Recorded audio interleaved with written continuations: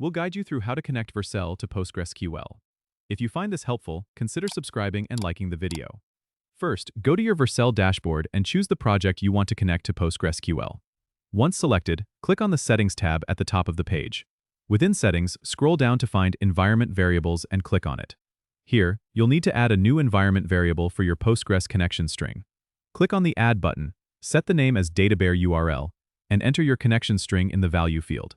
Make sure it's formatted correctly, typically like this: Postgres, username, password at host, /database. Save the changes, and ensure your Vercel project is using this environment variable.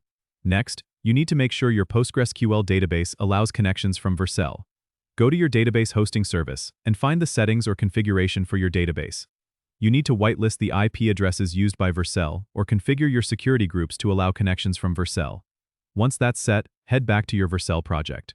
You may want to test the connection to make sure everything is working smoothly. You can do this by deploying a small test API route that queries your database.